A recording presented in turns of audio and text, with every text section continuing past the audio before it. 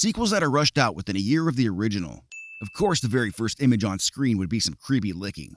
This whole previously on Hellraiser bit, is this really necessary? It's only been a year. All you really need to know is... Doug Bradley, when he's not geared up as Pinhead, is about the least intimidating guy I've ever seen. He looks like he should be teaching a 9th grade science class somewhere. I hate to be that guy, but I'm pretty sure those are nails, not pins. Where am I? You're at the Chenard Institute of Exposition. It's a psychiatric hospital. Psychiatric? Is this really a surprise? Kirsty was just here, right? Like earlier today? This is the same hospital we saw in the first film, right? Unless you're telling me this town has 2 giant, creepy, insane asylums. You and your boyfriend? Steve. Don't worry about him. He's okay. We sent him home hours ago. He had some story to tell. What kind of bullshit is this? They let Steve go? He saw the exact same shit Kirsty did, so the story should have been the same. So he either lied and threw her under the bus, or this is straight up sexism. Also, this guy flicking this bed reeler thing. It's somehow even creepier than his watching Kirsty while she slept. Cop stash. Carelessly concealed corpse comes conveniently crashing out of the closet cliche. Also, damn, dude, do you normally open fire on suspects when they're laying on the ground? My father didn't believe in fairy tales either. What? Yeah, what? Also, characters' feelings of hopelessness are symbolized by a gloomy rainstorm cliche. Also, skip. Just about the only portable evidence we got around here, apart from the human remains, is a mattress. That mattress is not as portable as you might think, bud. Good luck getting that shit downstairs. Mattress. Julia. So the mattress becomes pretty central to the plot here, not the least of which is it's being a portal to hell or whatever. But how would Kirsty know of its significance at all at this point, much less what it's capable of? I send the hell out of the first movie for Kirsty's inexplicable and convenient knowledge about the plot, and I'm not above doing it again. The mind is a labyrinth, ladies and gentlemen, a puzzle. Its destinations are unknown. Is this going to be on the midterm? This is neurobiology, right? Are you going to explain what you're doing with those instruments, or, hey, what are you doing? What, you just gonna leave? This fucking guy. This mind is a labyrinth pretentious bullshit goes on for like 40 seconds. I get this is some variant of the professor's lecture foreshadows the plot cliche, but it's not like you're practicing on cadavers here. This person's alive and awake, and homeboy just drops the mic in the middle of a brain smoldering, leaving some intern or whatever to sew up this poor woman's dome. I picture it going about as well as this. Also tentacle shadowing. That's caged heat. This guy getting overly handsy, followed by a close-up view of his nuts. Resting mad scientist face. You have got to destroy that mattress. You have got to destroy that mattress. You already said that. Negligent facility allows unstable murder suspect to wander around unattended in close proximity to unsupervised children. Also children. Oh, Jesus, I'm sorry. What an asshole. Are we seriously still doing this shoulder scare bullshit? What's wrong with you people? I'm not going to rant about it again, but I do feel the need to say, don't do that. She's a complete mystery. No family, no visitors. No patient confidentiality. She never speaks. Silent children are the best kind. Well played, movie. I want you to take a couple of these, only to help you sleep. Negligent doctor sees no issue with handing over an unmarked vial of mystery sedatives to a clearly unstable and potentially violent patient being held on an involuntary psych eval shortly after being interrogated by the murder police. Just doing my job. Doing it poorly. This traumatic and horrifying imagery is as haunting as anything I've seen on film. It's implied that Tiffany playing with this Jenga thing opened some kind of door, but this doesn't make sense within the established lore, and it's never explained nor revisited. This movie wouldn't be planning to just make up new rules as it goes along, would it? Inappropriate mouth-fingering in a Hellraiser movie cliche. Chenard has his name on the building, and yet he still has to park like a mile away with the commoners. 105 years, and he still doesn't know my name. I'm getting some serious Spaceballs vibes off of this elevator panel. A bunch of really crazy people acting really crazy in the crazy asylum cliche. Foolishly leaving your door wide open while cooking up some shady business dealings. 2 minutes and 40 seconds of additional Hellraiser recapping, inserted randomly into the movie right here, just in case you missed the other long-ass recap earlier, or you didn't see the first movie for some reason, or you're just a smooth brain. Includes 3 finger stuffs, 2 come to daddies, and a heavy steaming load of narration exposition. It really ties the room together. This works. Weird. Fucking weird. The bloody mattress is just weird, but the stuff on the wall over here is fucking weird. I think your priorities are a little spun. Jesus Christ. Jesus Christ. You already said that. Is somebody gonna take a look at these pipes? I don't think they're supposed to do this. This is literally the maintenance floor, right? What do you guys do around here all day? I get their lack of motivation though, assuming this is what they have to listen to every day on their way to go punch in. Snooping. Children of the vortex? Puberty linked with psychic phenomena. Reading. This photograph is bent, then suddenly not bent. Why is there a photograph of human Pinhead in Shanar's journals anyway? Is it just because the plot needs it to be there later? Because that would be really lame. Meth is a hell of a drug.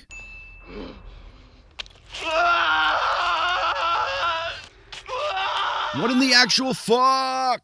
This goes on for way too long. Kyle slides his way into a reaction gif, just like Kirsty did in the last video. Don't be scared of me. Don't be scared. You just clawed your way out of hell, ripped the dude's brain out of his skull, then ate his fucking face off. Why would I possibly be scared? Am I the only one left traumatized by this scene? The sheer brutality and shockingly vivid gore and body horror are both nauseating and terrifying, and it almost feels wrong to remove a sin for something I'll never be able to unsee. But if a scene can have that kind of effect, then I guess it deserves to be recognized. That and the gut-churning sound design, and the 100% practical effects here, it really has to happen, even if I do need to seek therapy now. And so, let us recenter ourselves in this brief intermission with adorable fluffy bunnies.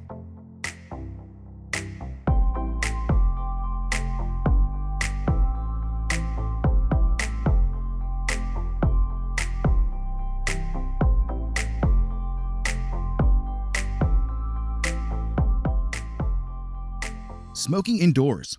Shanard notes Julia's reaction to seeing her reflection and responds by giving her a white fucking suit that just emphasizes what a bloody, disgusting mess she actually is. Dude really can't relate to people on any level, can he? Also, are we to believe that Shanard owns anything white at all? Much less this divorced dad weekend warrior getup. Dude basically wears all black throughout this film. You know, because he's evil and stuff. 47 seconds of totally tedious mummy rapping, which is not nearly as sensual as the movie thinks it is. Ugh. I probably can't get away with showing it, so you'll have to take my word for it. But there's a skinless, undead, hellbound vagina behind these pixels. Just pretend you're watching hentai, you fucking pervert. Hellbound Hellfinger 2. Nothing to see here, move along. How was your shower? Shit! I'll get you clothes. I can do that. I'm a doctor. A bad one. But also, where the hell are Kirsty's clothes? Did someone steal them? Where is Kyle going to get new clothes? Is he going to steal someone else's? Do they not allow you to have clothes in your room? Then why even have a closet at all? Especially one with these wire hangers that one could potentially twist and shape into pokey stabby weapons if they were so inclined. Are you crazy? Too soon. 2 seconds. Just 2 seconds. Don't move. Okay, let's go. The fuck? What did you just do? Just 2 seconds. Don't move. Okay, let's go. What the fuck? Kyle, you don't have to do this. You don't have to do this, cliche. Movie finally delivers some nudity I can work with. Also, this poor actress.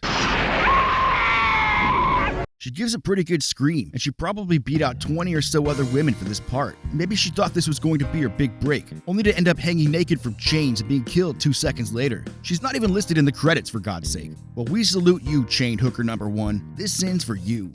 There are no less than 8 corpses in here, in various states of decomposition, and yet there's been no indication of any significant time having passed. In fact, unless I missed something, very little time has passed. Kyle witnessed the mattress ritual, then went to bust Kirsty out, then they came right back here. But suddenly there's 8 bodies rotting away in here? I don't think so. How many bodies does Julia need to consume anyway? Frank only had to kill 3 in the first movie before he became whole. And don't get me started on how they're possibly going to cover up this stench. Considering Shanard keeps all of his priceless possessions in this room, you'd think he'd beef up his security a bit. We're not gonna do anything until I check the house. Wait for me here, all right? Because splitting up is always a good idea in horror movies. Don't do that. This man is a doctor, presumably a PhD, 8 years of higher education, capable of critical thinking and dealing with life or death situations on a regular basis. And yet this moron somehow lacks any common sense at all. Congratulations, Kyle. You're officially more useless than Steve. Not bent, bent. Deja vu up in here. Also snooping. Come to mother.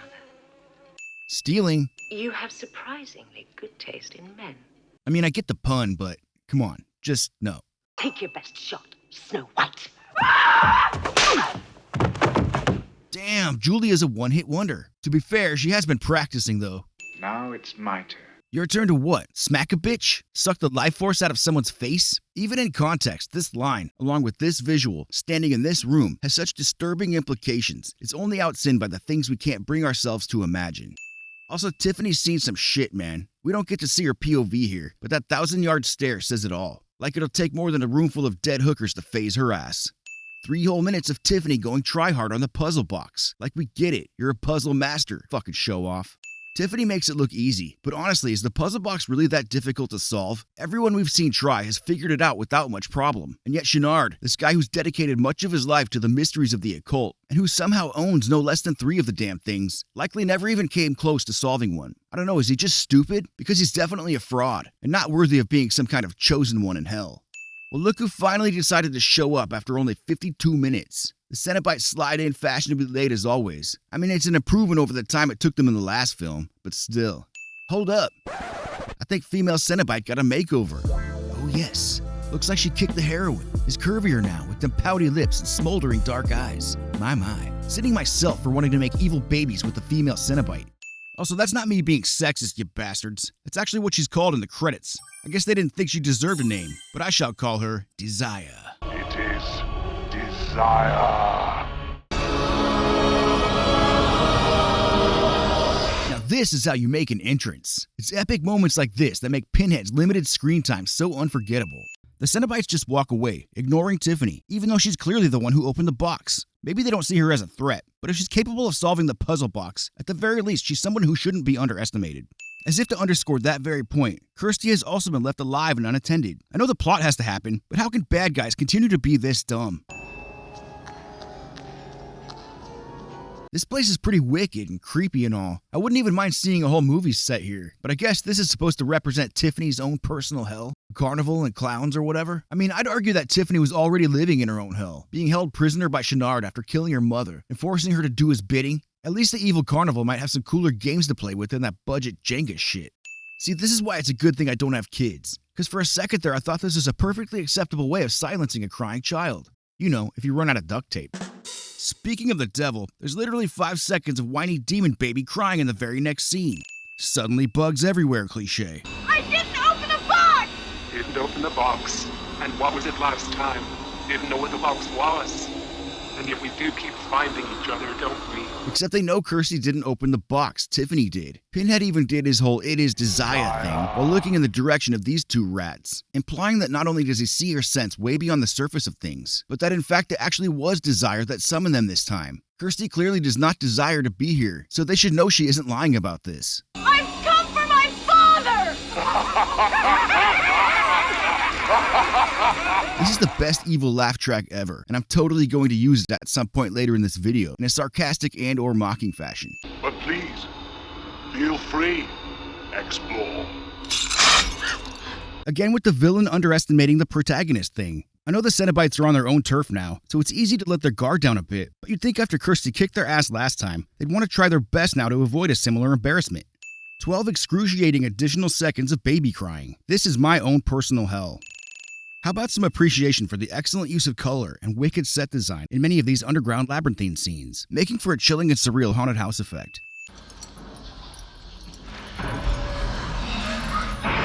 Hell is awesome. I have such sights to show you. You're not allowed to say that unless you have pins and or nails sticking out of your face. Also, villains' true intentions are conveyed by way of a smile fading into a sinister scowl cliche.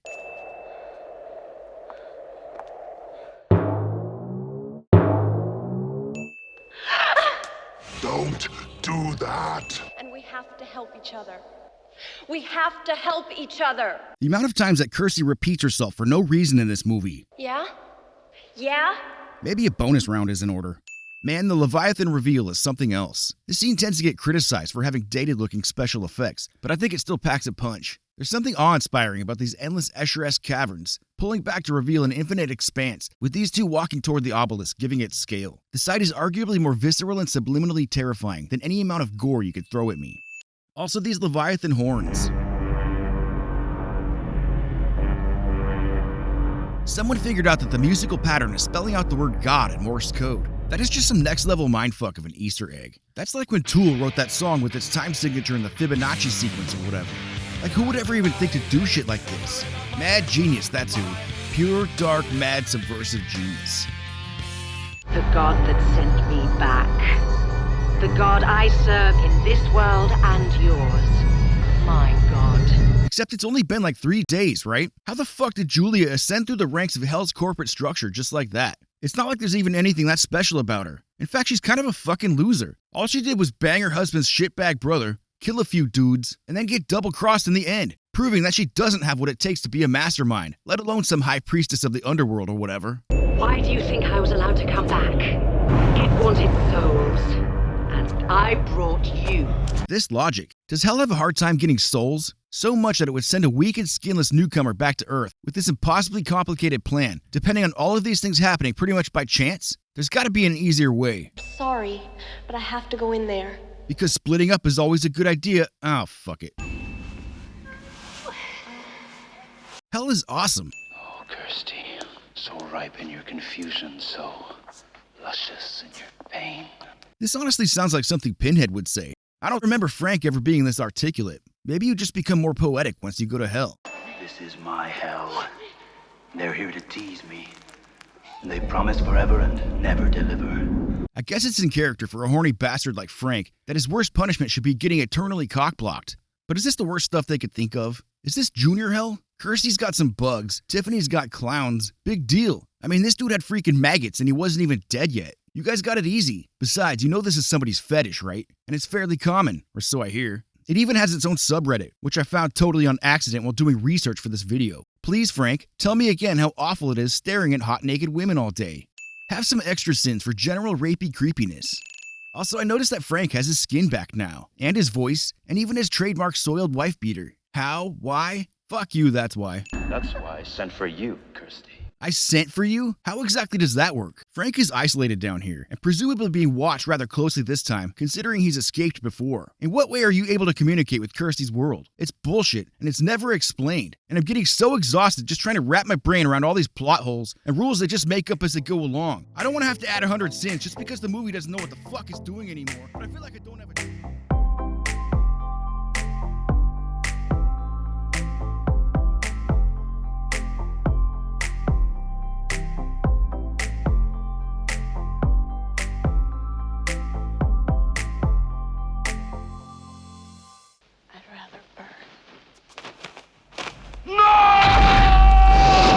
No. I tried doing the math to figure out what the fuck just happened in this scene, but I ended up with less fucks than when I started. Frank's wife beater somehow survived the inferno. Have there been great scientific advancements in synthetic fibers in the underworld? Or did they think we wouldn't understand this was Frank without seeing him in the same outfit? We'll just sit here awkwardly while you guys do this. Ripping someone's heart out of their chest is the literal definition of metal as fuck.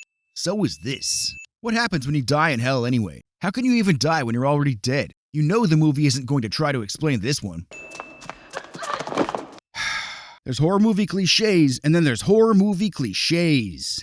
Wind tunnel ex machina. And to think, I hesitated. That line's boss, but I guess Chenard is a Cenobite now? Just like that? Pinhead also became a Cenobite immediately after opening the box, but why? I would ask what the rules are for determining the hierarchy of the Cenobite selection, but I know. The first rule of Hellbound Hellraiser II is you do not ask questions. It forgot to put the lotion on its skin. I'm so sorry. Skip. This is supposed to be some grand epic reveal, but this just looks so stupid I feel nothing but embarrassment. The doctor. Is he? And let's just add some sins right now for all the cringy medical puns incoming. Apparently Cenobite Chenard is some kind of witty bastard all of a sudden. That is definitely a penis. Shit. Oh, shut the fuck up. Wait. No more deals, Kirsty. No deals. Just information. Go on. Pinhead, you're such a pushover. Your suffering will be legendary, even in hell. You haven't always been this way. You were human. There's literally no way in fucking hell Kirsty could possibly know this. And yet... I remember. This fucking works. And so just like in the first film, the Cenobites are quickly and easily disposed of. There's no battle scene or anything. They don't even put up a fight, and ultimately pose no threat to anyone. Thanks a shitload. It's not like the Cenobites are the main reason people watch these movies in the first place, as evident in your own marketing. Screw you, movie. Can you help her? These puzzles are consuming her life. Yeah, so? I feel like that's a pretty constructive pastime. Having an aptitude for puzzle solving is generally correlated with higher intelligence. Binge-watching reality shows might be the pinnacle of culture in your sick, sad suburban world, but how about you stop projecting and start helping Tiffany fill out some college applications? Villain goes blah blah blah instead of killing his prey because they're just gonna be rescued at the last second anyway cliche. Uh-oh, how embarrassing. This guy's a doctor, right? They're supposed to be smart, right? Fucking brutal. Well done, doctor. You lasted all of what, 1 hour as a Cenobite? Here's an honorary sarcastic slow clap.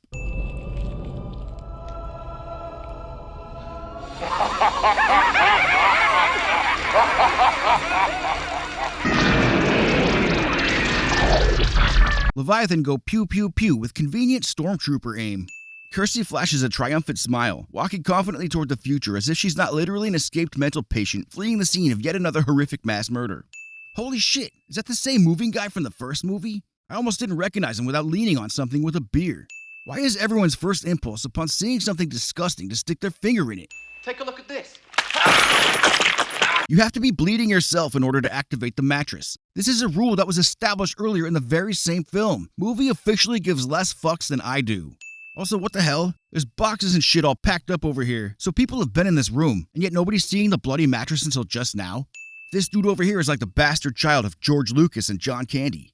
Movie pops a raging sequel boner right before our very eyes, all but stroking itself to completion. What is your pleasure, sir? Oh, shut the fuck up.